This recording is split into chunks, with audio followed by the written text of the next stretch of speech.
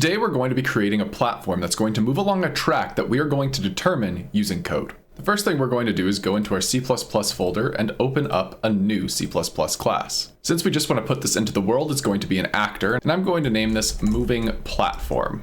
Once that loads, we can move into our header file and start building out our contract. At the bottom of this file, we're going to create a private section for all of our different components. These are all going to be U properties, and all we're going to want to do with them is to edit the default values. So we're going to put edit defaults only, and I'm going to make a category for these that I'm going to call components.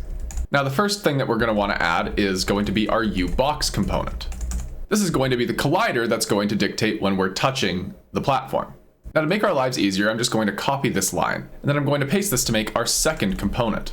This component is going to be a uStaticMesh component, or it's going to be what we see in the world, and I'm going to call this my platform mesh. And then the final component we're going to need to add is going to be a special kind of component that's going to deal specifically with our movement. This component is called a InterpMovement Component, and I'm going to call this our movement component.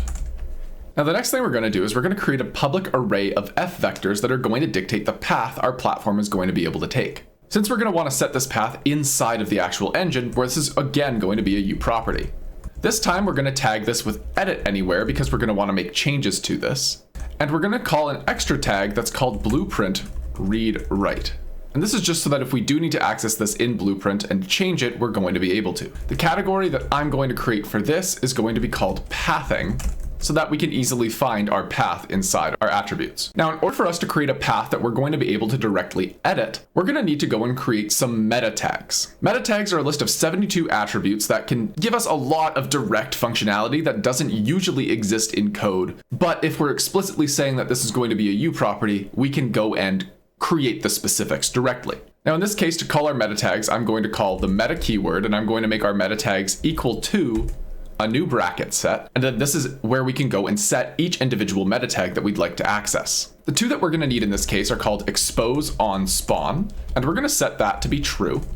And then we're also going to use make edit widget, and we're going to set that to be true as well. So now just to start a new line so that everything is still readable, we're now going to go and create our T array. So we're going to call the T array word, and this is going to be a T array of type f vector, and we're going to call this the path. So what we're going to be setting up in code is we're going to use this the path vector in order to create a link between what we're doing inside a blueprint and what we're going to implement inside of our code, so that all of the points along the path that we're setting up in the world can then be used as the path for our movement component to move our platform. With that explanation out of the way, let's go into our C++ file. So now the first thing we're going to do inside of our C++ file is we're going to go to the top and we're going to include all of the header files that we need to have access to. Based off of the way we set up our contract, we're going to need to have an include to the box component, and then we're also going to need an include to the InterpMovement component. Now I find these includes online inside of the API documentation, but you're welcome to just copy verbatim what I have on screen. With all of that declared, we're good to move into our constructor to set up the default functionality now. So let's start with our box collider. The box collider is going to be equal to a new default sub-object. This object is going to be of type UBox component, and we're going to give it the text description box collider. And then since this is going to be the root of all evil, I'm going to take a variable called our root component, which dictates the root of our blueprint. And we're going to make this equal to our box collider here. Now we're going to do the same thing, but we need to do it for our other component. So instead of box collider, we're going to call our platform mesh.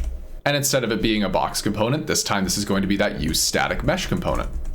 And then making sure to change our name, this is going to be called the platforms mesh.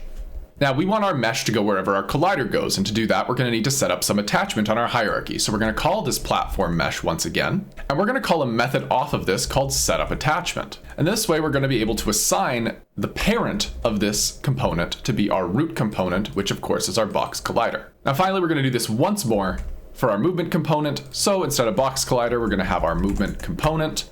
And this is going to be equal to the InterpMovement component. And this I'm just going to call once again our movement component. And in this case, we do not want to have this attached to anything because this movement component is going to stand on its own. So I'm going to not attach it to anything.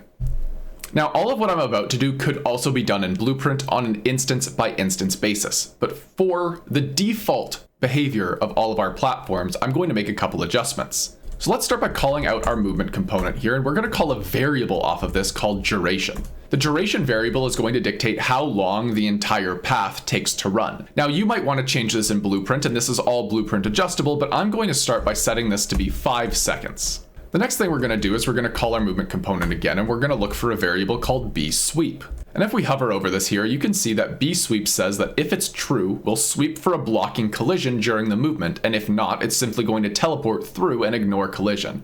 So we're going to make sure that our bSweep is set to true, because I think by default having it set up to handle collision is probably for the best. And then finally, the last thing we're going to set up as a default parameter here is we're going to call our movement component one final time, and we're going to look for something called a behavior type. If we hover over behavior type here, we can see this takes in an InterpBehaviorType variable. Now, if I pull up the documentation for the InterpMovement component and scroll down to where it says behavior type and click through, this page won't do anything special for us. But if I go into this extra variable here, the InterpBehaviorType, and click on that, it's going to bring up all of the default behaviors for this type. And we can see here that it has one shot, a reverse one shot, a loop with a reset, and ping pong.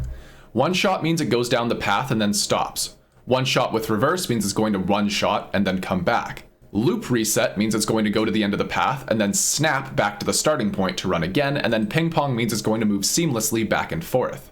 I think ping pong is going to be what serves our purposes best here. So in order to set the default of this to be ping pong, we are going to need to call that behavior type. So we're going to call InterpToBehaviorType, and you can see that the IntelliSense is bringing it up, and we're going to want to choose the ping pong.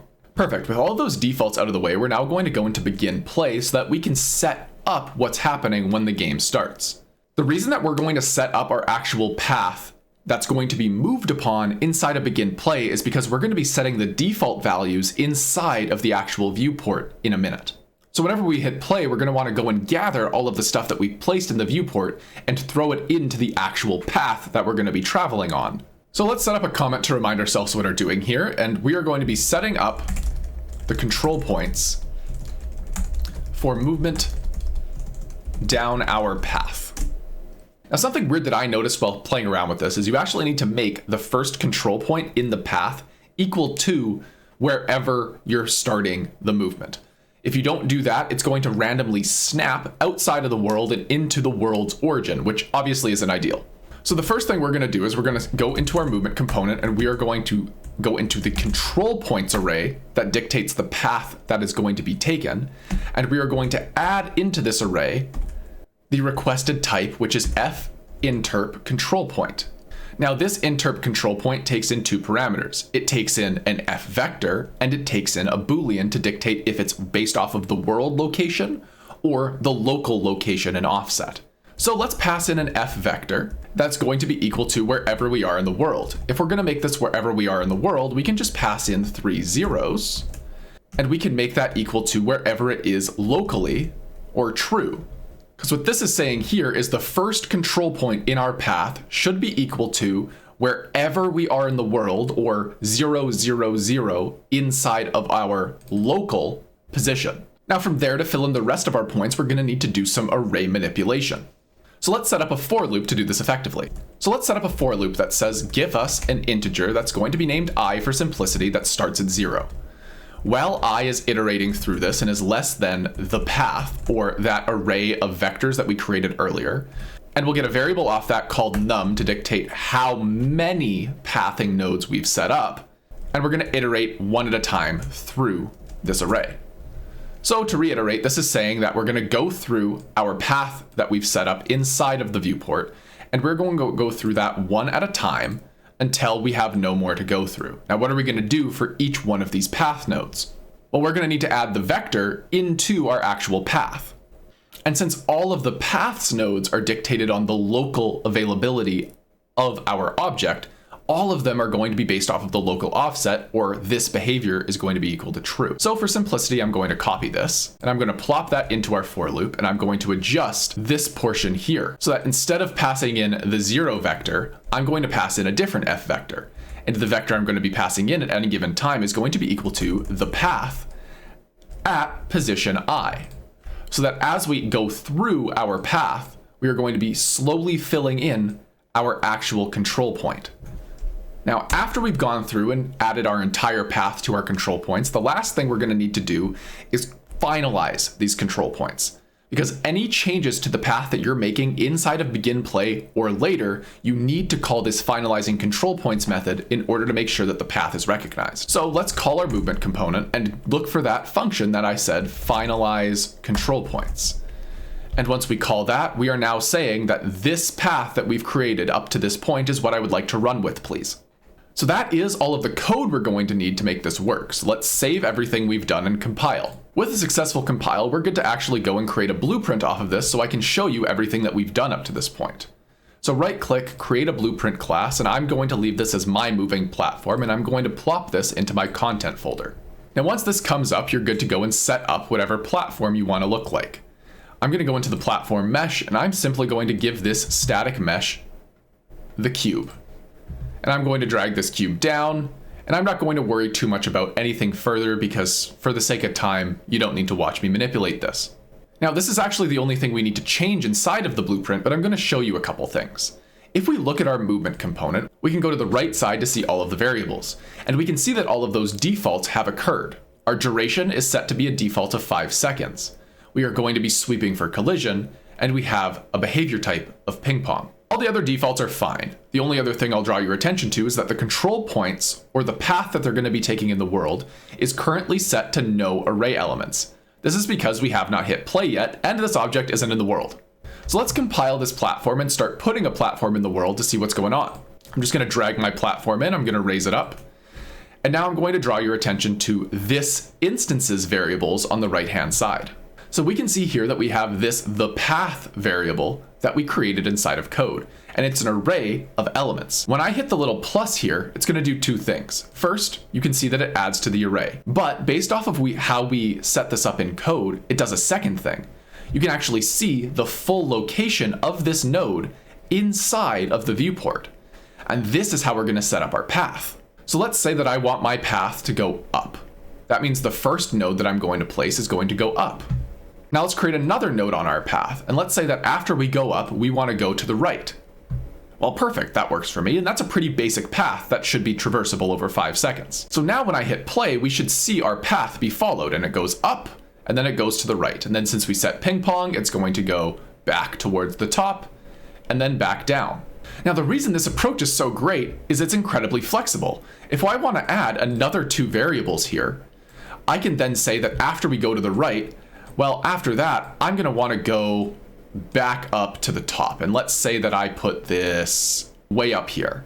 And then let's say for this final one, well, I want to go really buck wild and I want the path to go over here, and yeah, on the ground should be fine. And then when I hit play on this configuration, we're going to see that it does the same thing. It's following the path. So now you know how to create a flexible path for a moving object inside of Unreal Engine. If you found this helpful, subscribe to the channel. It helps me continue what I'm doing. In the next video, we will be showing you how to interact with objects so that this platform can start to move after we interact with, say, a switch object. So you can look forward to that in the coming days. Happy coding, and I will see you in the next video.